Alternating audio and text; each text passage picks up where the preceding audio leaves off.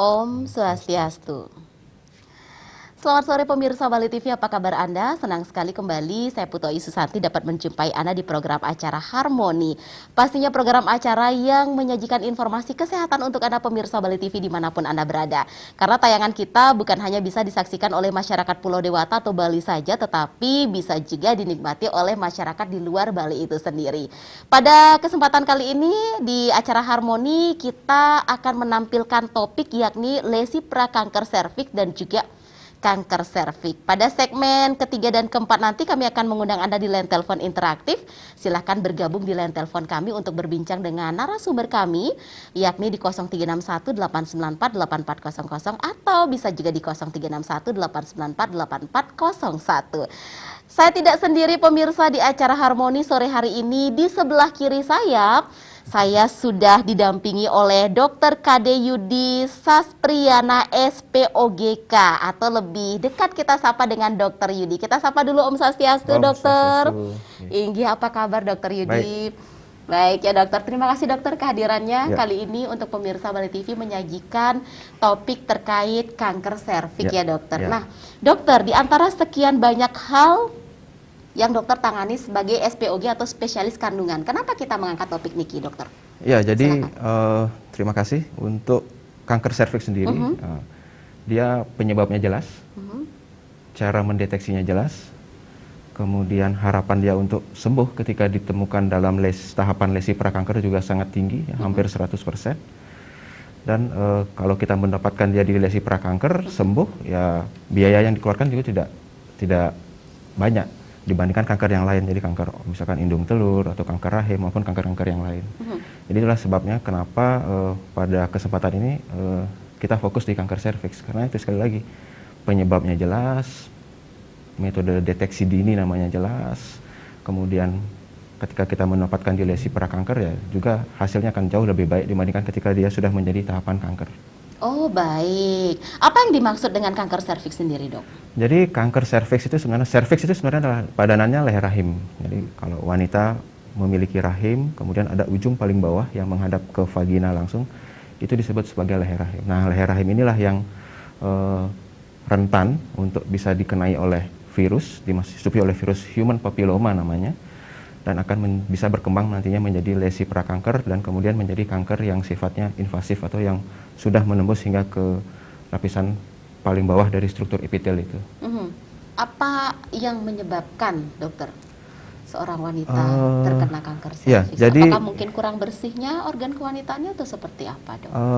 Jadi penyebabnya, jadi penyebab itu kan artinya yang langsung menyebabkan kanker serviks ini adalah human papilloma virus. Jadi secara data statistik 99,7% disebabkan oleh human papilloma virus ini. Human papilloma virus ini ada berbagai macam, ada kurang lebih 250 terakhir yang ditemukan, di mana 40 hingga 50 diantaranya adalah golongan yang risiko tinggi.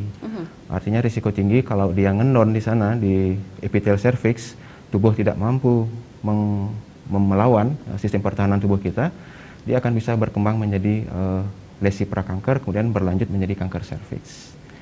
Kemudian apa yang memudahkan virus ini masuk? Ada kita sebut sebagai faktor risiko namanya. Jadi faktor risiko itu seperti misalkan mulainya berhubungan seksual pada usia di bawah 21 tahun, kemudian pernah melahirkan secara spontan atau normal di bawah usia 18 tahun, kemudian aktivitas merokok, kemudian multi partner, jadi berganti pasangan, kemudian adanya infeksi saluran reproduksi lainnya yang juga memudahkan masuknya virus, maupun pada pasien-pasien yang memiliki daya tahan tubuh yang menurun, misalkan pada pasien imunokompromis, misalkan contohnya pada pasien HIV seperti itu. Jadi itu faktor-faktor yang memudahkan masuknya virus.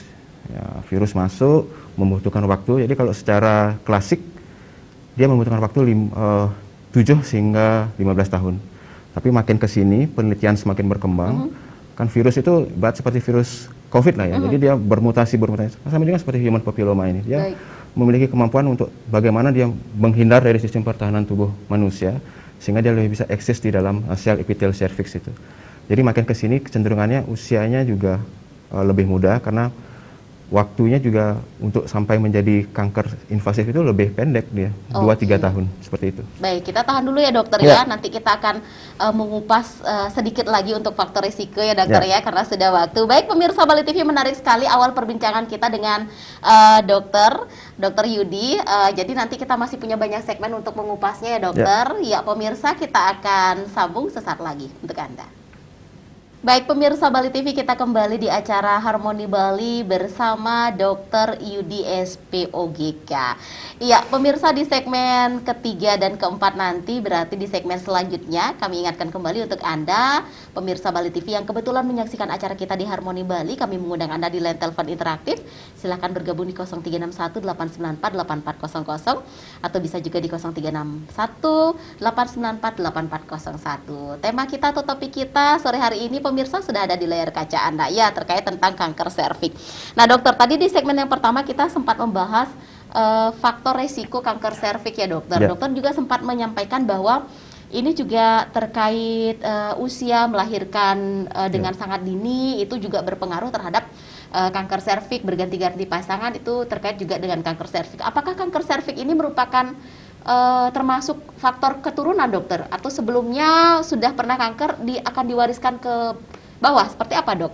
Ya, jadi kalau secara klasik namanya untuk faktor risikonya ada yang berkaitan dengan virus human papilloma tadi yang saya sampaikan tadi, kemudian yang tidak berkaitan. Nah, yang tidak berkaitannya salah satunya adalah faktor genetik, tapi secara porsi dia mengambil porsi yang sangat kecil. Jadi penelitian yang sedang berjalan sekarang, dia terjadi istilahnya ada namanya polimorfisme gen, polimorfisme gen pada sistem tubuh manusia yang memudahkan entry atau proses berkembangnya virus di dalam sel epitel serviks seperti itu.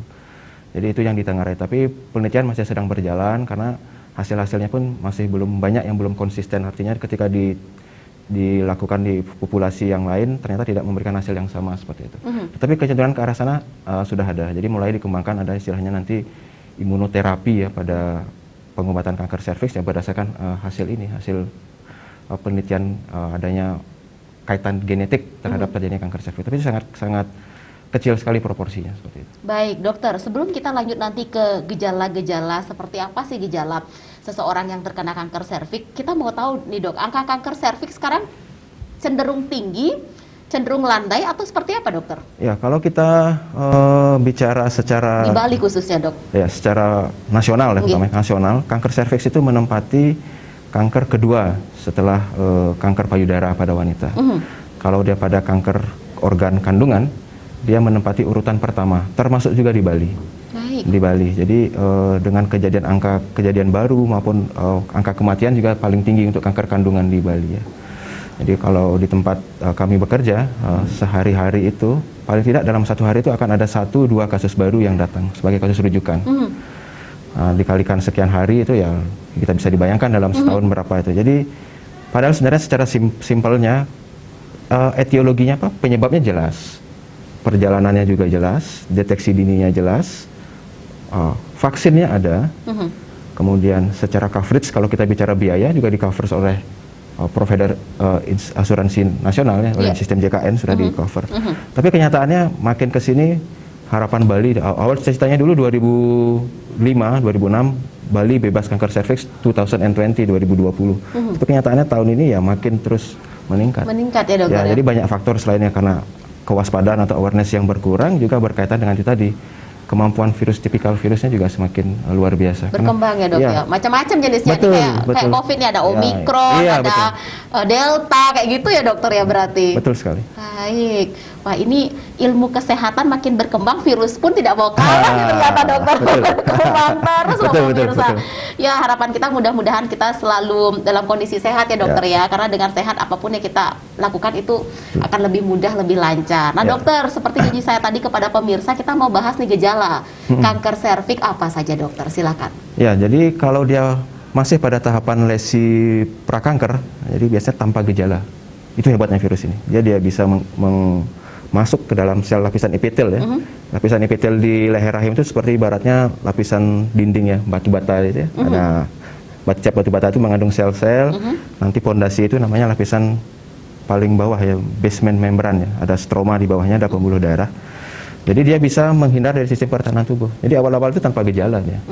Tapi ketika dia sudah mulai masuk ke tahapan yang lesi prakanker derajat tinggi namanya, yang sudah lebih lanjut, apalagi kanker invasif, baru ada keluhan. Awal-awalnya keluhan perdarahan. Setelah haid, berhenti haid, perdarahan lagi. Atau maaf, setelah kontak seksual itu ada perdarahan. Atau bisa juga keputihan yang tidak kunjung sembuh. Dibolak-balik keputihan, berobat, sembuh sebentar, keputihan lagi, dan seterusnya.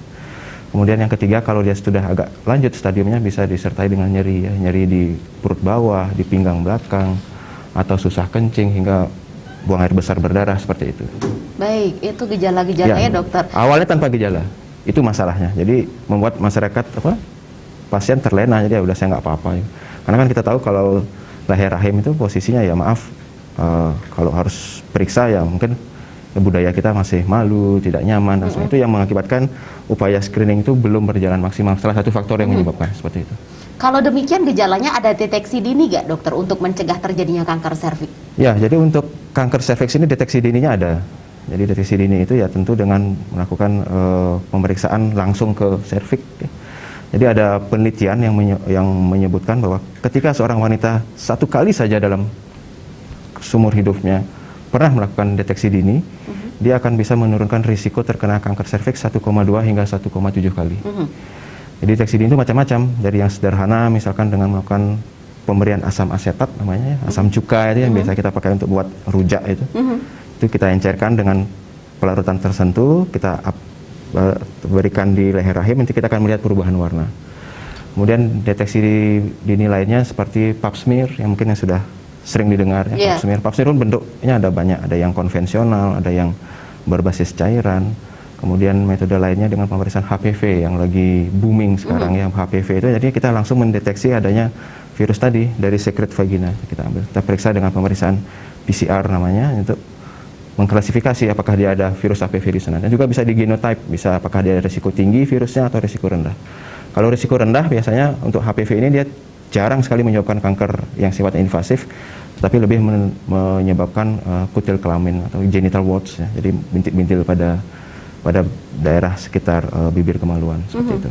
Iya, dokter, di masyarakat kan juga booming yang namanya vaksinasi serviks ya dokter. Betul, ya, vaksin serviks. Sejauh mana efektivitas vaksin ini dokter untuk pencegahan kanker serviks? Ya.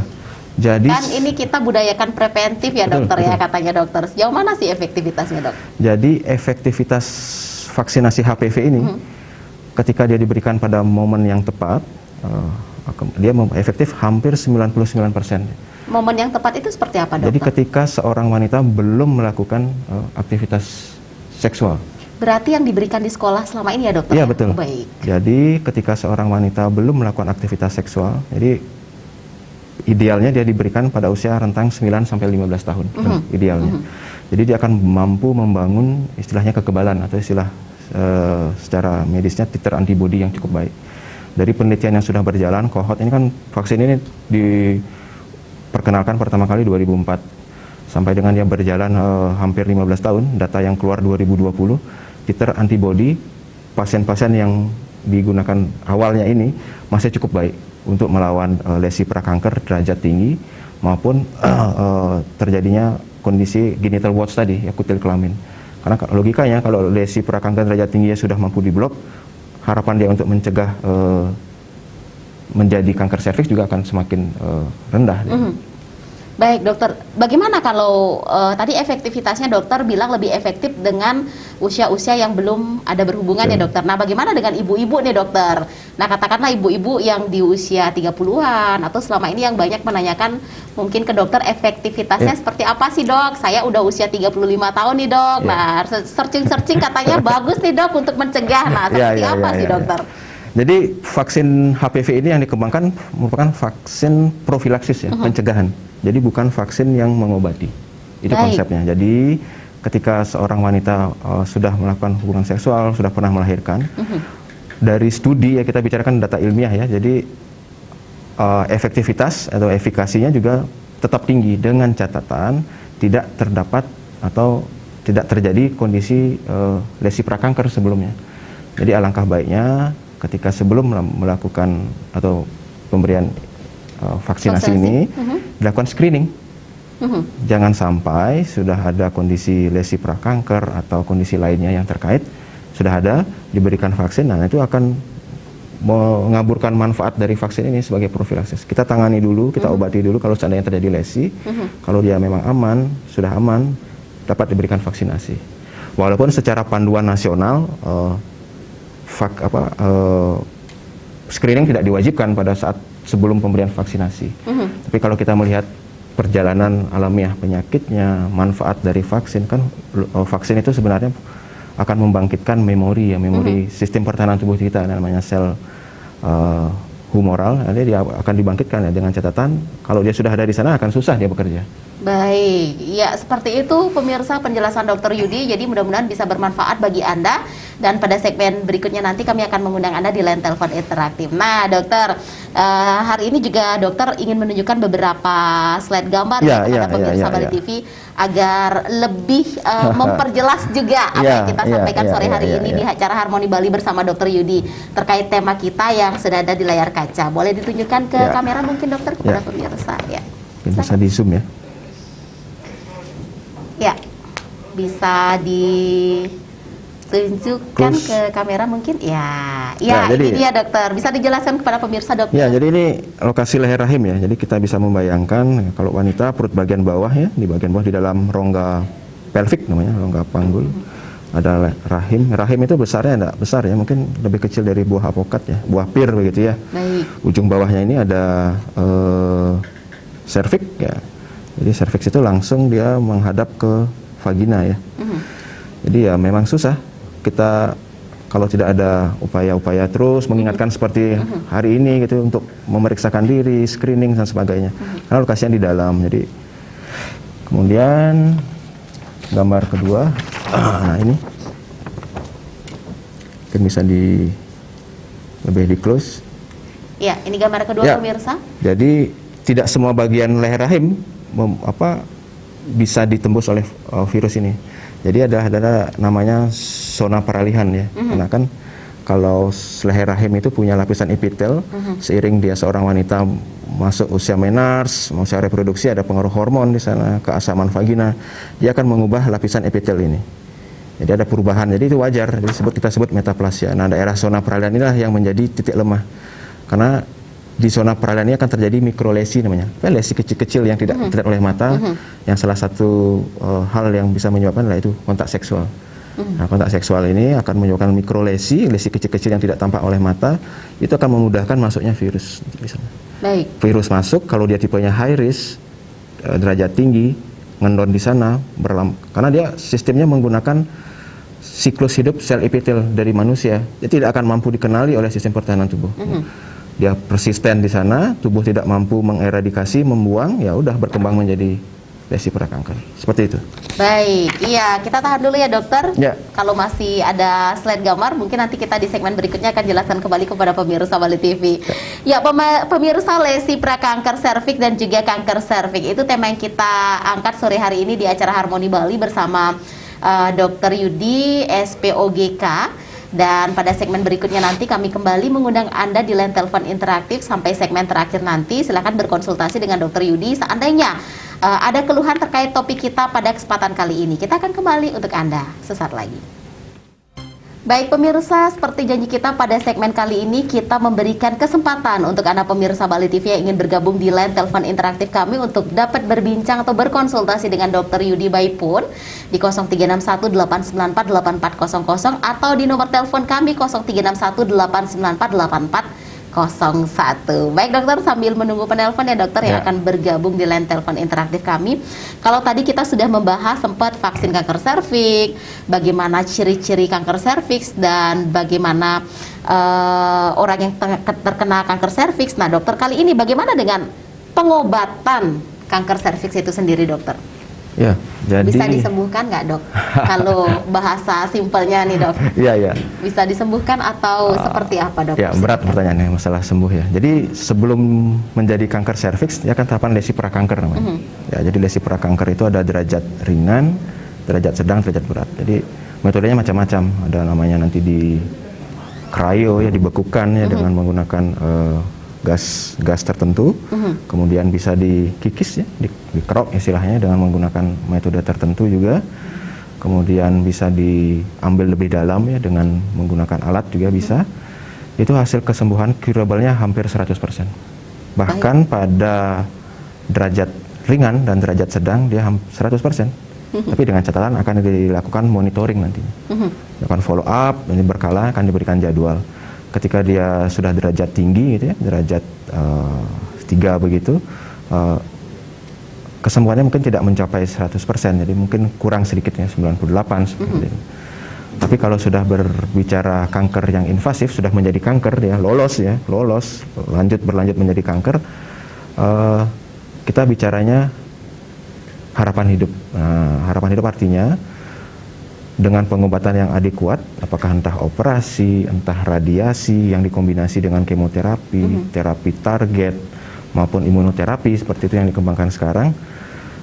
Ketika dia stadiumnya masih di awal, stadium 1 atau stadium 2 awal, dalam 5 tahun dia tidak kambuh itu besar sekali. Dalam 5 tahun pertama setelah pengobatan, hampir 85%. Baik. Artinya kalau ada 100 pasien stadium 1, pengobatannya sudah cukup, entah dengan operasi, entah dengan radiasi, 85 orang, bahkan lebih mungkin bisa melewati 5 tahun tanpa kekambuhan. Biasa-biasa aja, kerja biasa, di rumah biasa dan seterusnya. Hanya mungkin 10-15 orang yang mengalami kekambuhan. Tapi begitu stadiumnya naik, stadium 2, stadium 3, apalagi stadium 4, kekambuhan setelah menjalani terapi yang optimal ini dalam 5 tahun akan lebih meningkat. Katakanlah stadium 3 itu mungkin sekitar 50-60%. Dia bisa melampaui itu 5 tahun, sisanya dia akan kambuh sebelum 5 tahun. Apalagi stadium 4, ya mungkin 20-30%. 70-80 orang, kalau ada 100 orang ya stadium 4, pengobatannya sudah dianggap cukup, ya 80 orang dia akan kambuh sebelum 5 tahun. Kambuh itu bisa sifatnya lokal di sana lagi, di tempat yang dulu, atau bisa di tempat yang jauh. Tempat yang jauh itu bisa ke tulang, bisa ke usus, utamanya usus besar, ya, rektum, bisa ke kantong kencingnya sendiri, atau bisa tempat yang lebih jauh lagi. Itu di bagian tulang dan yang lainnya itu kanker juga atau sakit saja, Dok? Ya, ada sel kanker ya, ada sel kanker. Mungkin dibuktikan dengan pemeriksaan pencitraan atau imaging, ya ada tampak lesi, kelainan di sana, atau bahkan mungkin dapat di biopsi juga mengandung lesi, mengandung sel kanker di sana. Baik, dokter, untuk seseorang yang divonis mengalami kanker serviks, katakanlah grade 1 ya dokter, kalau grade awal, berpengaruh nggak dok untuk beliau bisa mempunyai keturunan, dok? Ya, jadi ada hubungan nggak sih dok, kalau pertanyaan orang awam ya dok, seperti saya, ada nggak sih hubungan kanker serviks dengan proses terjadinya dia mengganggu proses terjadinya dia hamil, atau belum bisa hamil, atau bagaimana seperti itu kalau divonis mengidap? Ya, baik, pertanyaannya bagus sekali. Jadi begini, kalau dia sudah menjadi kanker serviks, tentunya akan diobati nanti kankernya, akan diobati entah dengan operasi. Kalau stadium awal memang pilihannya adalah operasi dia. Setelah operasi ini, kalau melihat stadium awal yang 1A begitu, si pasien masih usia reproduksi, masih ingin hamil, kita melakukan tindakan yang berupaya mempertahankan fungsi reproduksinya. Badan rahimnya dipertahankan, indung telurnya dipertahankan, saluran telurnya dipertahankan. Yang diangkat itu hanya leher rahim beserta tumornya. Seperti itu. Jadi harapannya, kalau secara data statistik dari pasien stadium 1A yang dikerjakan fertility sparing namanya, jadi berusaha mempertahankan fungsi reproduksi ini, angka keberhasilan untuk menjadi hamil secara spontan itu mungkin sekitar 7-10%. Ketika dilakukan ke metode berbantu ya, dengan bayi tabung dan seterusnya, itu bisa meningkat sampai 17%, seperti itu. Tapi ketika dia stadiumnya sudah lanjut, apalagi tipe selnya tidak memungkinkan untuk dilakukan upaya mempertahankan fungsi reproduksi, ya mau tidak mau ya memang harus dilakukan operasi, ataupun kalau sudah stadium 3, stadium 4 dilakukan radiasi. Tapi ketika dia di stadium di tahapan lesi prakanker, tidak ada masalah untuk bisa menjadi hamil ya, dengan catatan kondisinya diterapi dengan optimal. Baik. Dan pemantauannya pun telah melakukan tahapan yang sesuai begitu. Mengganggu nggak dok pada saat siklus kehamilan? Karena orang hamil itu kan rentan ya dok, nggak boleh mengkonsumsi ini, harus begini. Dengan kondisi beliau lesi, anggaplah lesi, itu terapi beliau itu mengganggu nggak kondisi perjalanan kehamilan selama 9 bulan ke depan, Dok? Jadi begini, ketika seorang wanita divonis atau didiagnosis lesi prakanker ya, tahapan sebelum kanker atau kanker stadium awal, tentu akan diobati dulu itu. Diobati dulu. Berarti diselesaikan satu-satu? Diselesaikan dulu baik. satu-satu. Baru setelah itu diupayakan untuk supaya bisa hamil ya, kerjasama dengan lintas profesi, jadi dengan ahli-ahlinya untuk bisa biar mempercepat upaya bisa hamil. Tapi banyak juga di tempat kami bekerja, atau mungkin kita melihat laporan-laporan kasus, ada juga pasien yang sudah hamil, sudah terdeteksi kanker serviks stadium 1, bahkan ada yang stadium 2, 2B begitu, dia bisa hamil. Itu dia yang tadi mau jadi pertanyaan saya, Dok. Nah, gimana kalau serta-merta nih kedua-duanya jalan samaan, Dokter? Itu kalau seperti itu nanti dilihat, kita menjumpainya kapan. Nanti ada batasannya, kita lihat umur 5 bulan atau kehamilan 20 minggu. Kalau dia hamil pertama, betul-betul ingin mempertahankan anaknya, kehamilan bisa dilanjutkan. Membahayakan ibu nggak, Dok? Kalau melihat progresivitas penyakit dengan sekian minggu itu tidak ya. Baik. Tapi yang jelas dengan adanya hamil tentu akan memperberat kondisi tubuh ya untuk hidup bersama dengan kanker. Jadi itu yang menjadi concern kita. Jadi dari laporan kasus di kami, pasien-pasien yang kanker serviks tiba-tiba hamil di tengah jalan, hampir seluruhnya memutuskan lanjut melanjutkan kehamilan, dan biasanya kehamilan berlangsung hingga kemudian hampir menjelang cukup bulan ya, hampir 9 bulan bayi dilahirkan. Namun setelah bayi lahir, ibunya jauh mengalami penurunan kondisi. Dan umumnya hampir semua itu berujung dengan itu fatalitas ya, akhirnya meninggal. Tapi ya rentang waktunya ada yang dalam setahun, ada yang 8 bulan dan seterusnya. Baik, Dokter.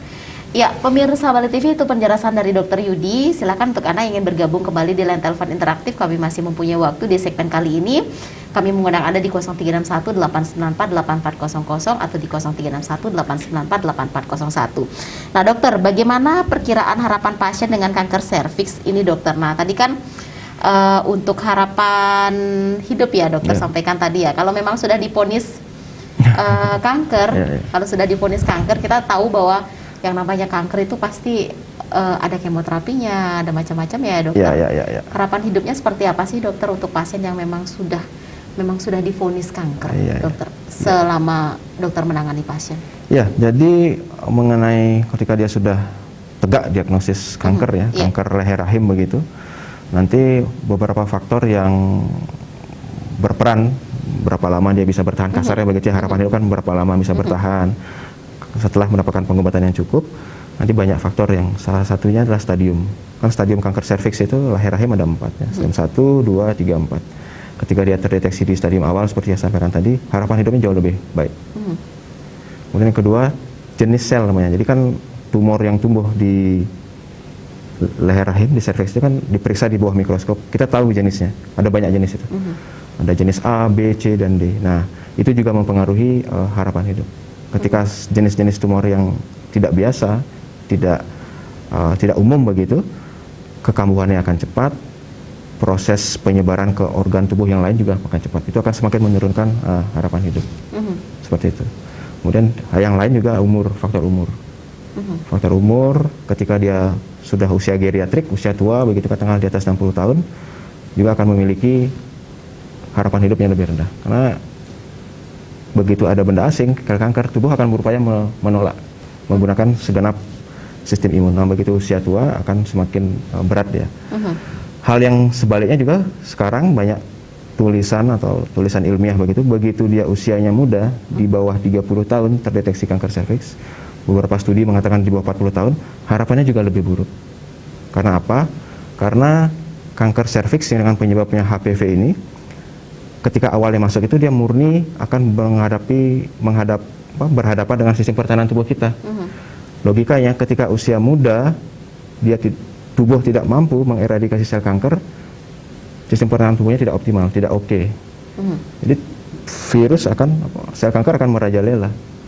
Dan di kami sendiri, kalau kita melihat ketika pasien terdiagnosis di bawah usia 40 tahun atau di bawah 30 tahun. Banyak juga sekarang kecenderungan pasien 30 tahun, 22 tahun, 21 tahun sudah terdeteksi stadium lanjut bahkan. Masih produktif ya dok? Iya, betul sekali. Masih muda sekali. Betul sekali. Ketika sudah dioperasi optimal, sudah diradiasi misalkan hasilnya optimal, 6 bulan, setahun muncul lagi. Tumbuh lagi dok? Iya. Jadi memang betul yang dilakukan penelitian-penelitian itu bahwa ketika dia di usia muda terkena kanker serviks, luarannya akan agak berat. Karena itu tadi berkaitan dengan sistem imunitas menghadapi sel kanker ini. Baik, dokter, untuk kanker serviks ini sendiri, faktor mempercepat kanker apakah ada hubungan dengan ketidakhigienisan dari lawan jenis kita, dokter? Karena sebagai pasutri kan berhubungan suami istri itu wajar ya, dokter. Nah, apakah ada pengaruhnya ketidakhigienisan daripada lawan jenis, dokter? Misalnya lawan jenisnya mengidap beberapa penyakit seperti itu, dokter. Ngaruh nggak dokter ke situ, dok?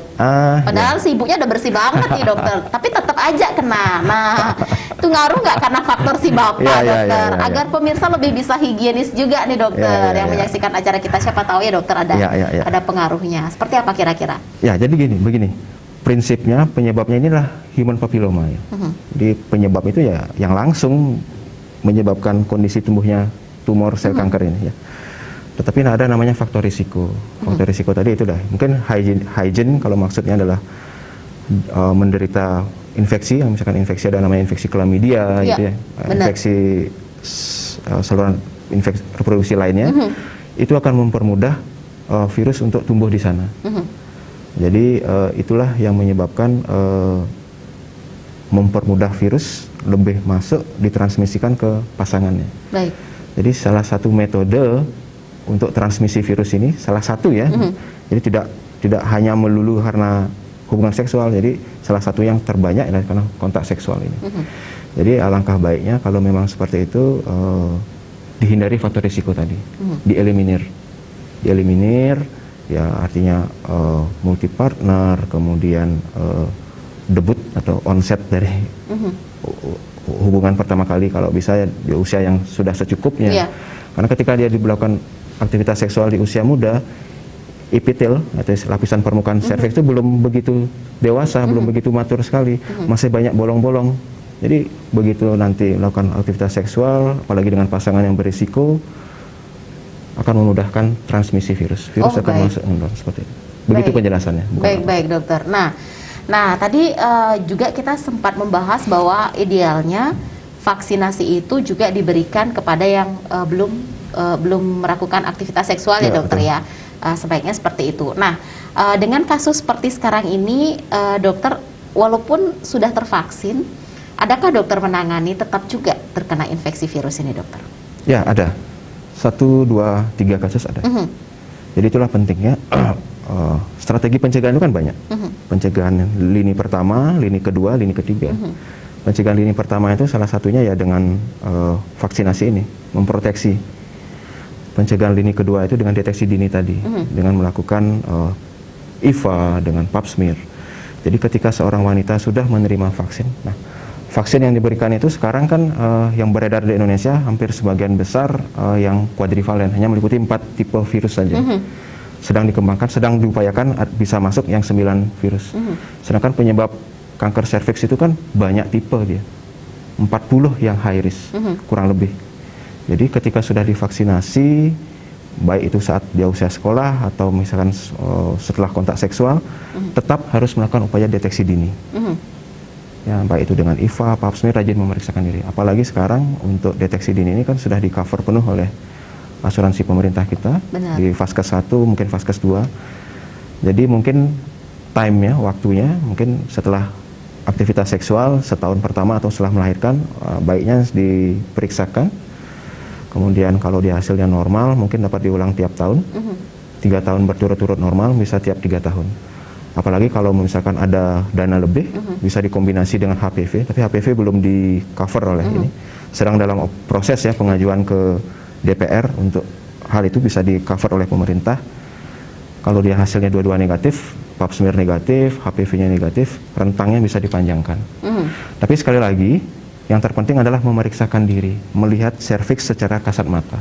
Baik. Jadi harus disempatkan, diluangkan waktu untuk dilihat serviksnya. Jadi ketika ada kondisi yang dengan mata telanjang, ada hal yang tidak normal di sana, bisa di-trace, kita bisa melakukan follow up lebih lanjut.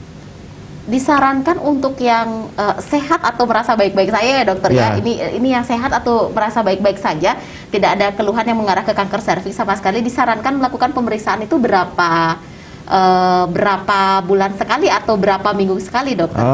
Ya tidak sampai minggu sekali ya. Jadi begitu misalkan sekarang ya periksa datang ke provider ya, dok, provider kesehatan bisa provider, tidak baik. Ya, karena kan wilayah Indonesia luas ya, tidak hanya perkotaan. Kalau di perkotaan mungkin SPOG banyak, tapi tempat yang jauh di kepulauan ya dengan provider yang lain juga bisa diintip. Diintip tanda kutipnya, dilihat serviksnya, leher rahimnya, bila perlu di IVA atau misalkan kalau memungkinkan di pap smear.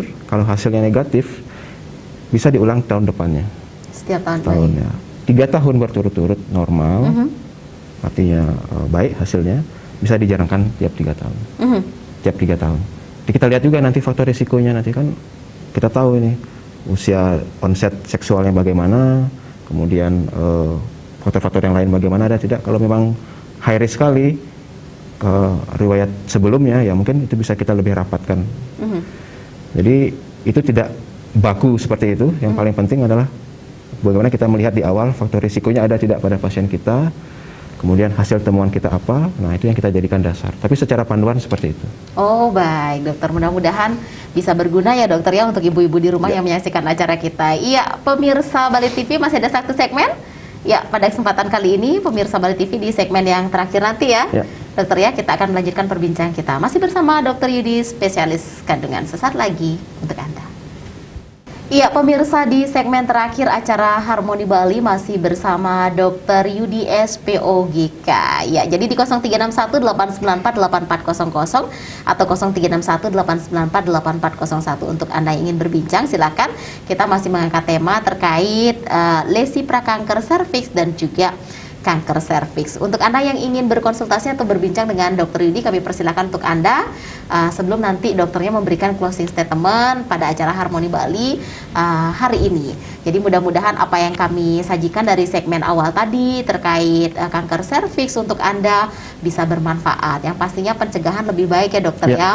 Tadi sejak dini, tadi dokter sudah menyampaikan bahwa di mana sebelum adanya keluhan, tadi sudah disampaikan kita wajib, seorang wanita wajib memeriksakan diri ke pelayanan kesehatan terdekat. Kalau memang SPOG terdekat dengan Anda di wilayah perkotaan, silakan. Kalau memang mungkin masuk ke pelosok, boleh ke bidan dan sejenisnya ya dokter ya, asal wajib memeriksakan diri untuk pencegahan lebih dini. Karena kalau kita ketahui atau terdeteksi lebih awal, itu penyembuhannya lebih bisa dibantu ya dokter ya, daripada nanti stadiumnya sudah lanjut. Seperti itu kurang lebih penjelasannya dokter ya.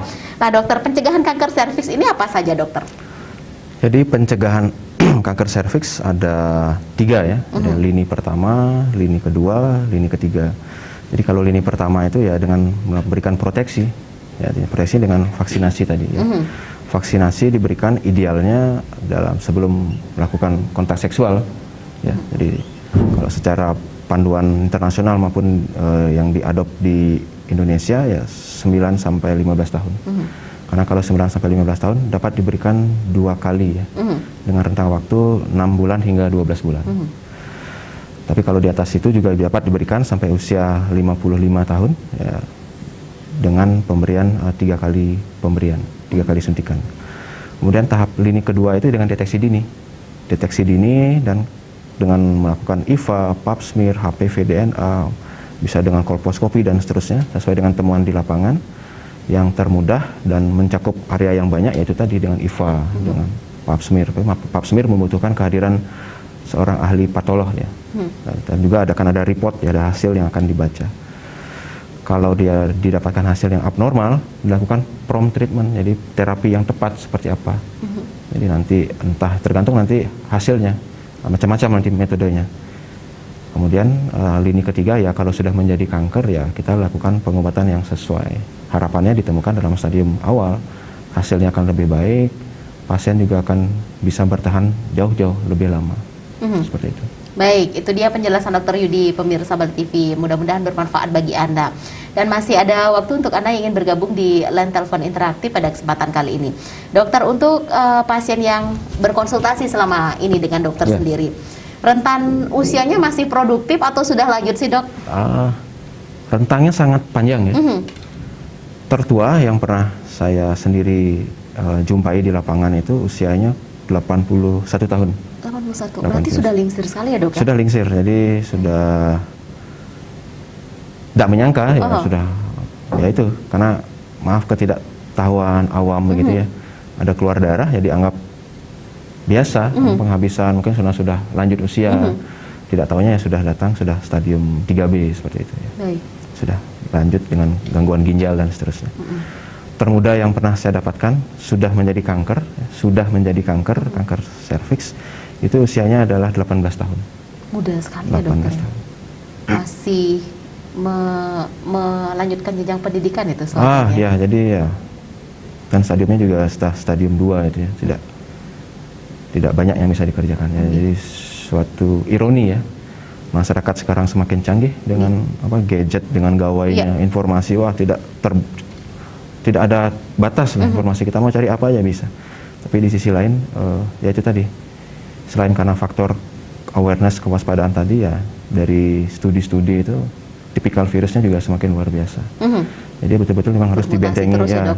Jadi pencegahan kanker serviksnya harus sinergis, tidak hanya kita melibatkan lintas sektor, jadi kesehatan reproduksi di sana, menanamkan pemahaman kepada siswa-siswi sekolah itu tentang seks itu ya. Jadi itu sangat penting sekali. Jadi betul-betul terintegrasi menjadi satu, sehingga nanti harapannya ya masyarakat paham jadi bahwa onset seksual yang dini itu juga akan meningkatkan risiko untuk menjadi kanker serviks. Baik. Ya, Dokter, sayang sekali sudah waktu tidak terasa ya, Dokter. Kurang lebih 1 jam kita sudah ngobrol. Ya, pemirsa Bali TV, apa yang mau disampaikan untuk pemirsa Bali TV sebagai bekal untuk kesehatan beliau, pemirsa Bali TV, terutama ini para wanita, Dokter, karena kanker serviks seperti yang Dokter sampaikan saja bukan hanya bekal untuk ibu-ibu informasi kesehatan ini ya, Dokter, tapi juga bekal untuk para remaja, karena sudah dibuktikan tadi dokternya menceritakan bahwa kanker serviks itu sudah kanker nih pemirsa, menyerang usia 18 tahun, itu usia masih sedang bermainnya, sedang menuntut pendidikannya, ternyata harus menderita sakit yang tidak diduga ya, Dokter, ya, kanker pula. Silakan, Dokter, apa yang mau disampaikan kepada pemirsa? Terima kasih. Jadi kata kuncinya adalah kanker serviks itu preventable, dapat dicegah. Karena apa? Penyebabnya jelas, deteksi dininya ada, vaksinnya ada, kemudian tempat-tempat untuk mendapatkan pelayanan juga semakin luas. Jadi harapannya kita semua mengajak seluruh masyarakat dapat meluangkan waktunya ya, di tengah kesibukannya, aktivitas, apalagi di Bali dengan aktivitas sosial budaya yang begitu padat, sempatkanlah melakukan deteksi dini, screening datang ke fasilitas kesehatan seperti itu. Jadi karena sekali lagi lesi prakanker atau kanker serviks derajat awal ketika di tahapan awal tanpa gejala, itu koinnya. Jadi ya betul-betul harus ada awareness ya, kewaspadaan dari diri sendiri ya. Saya harus periksakan diri nih, seperti itu. Itu saja. Terima kasih banyak, Dokter, kehadirannya sore hari ini. Dan pemirsa Bali TV, mudah-mudahan apa yang kami sajikan pada sore hari ini di acara Harmoni Bali bersama Dr. KD Yudi Saspriyana SPOGK dapat bermanfaat bagi Anda. Dan akhir kata, saya Putu Ayu Susanti mewakili seluruh kerabat kerja Bali TV yang bertugas sore hari ini pamit undur diri. Selamat sore dan sampai jumpa. Om Santi Santi Santi Om.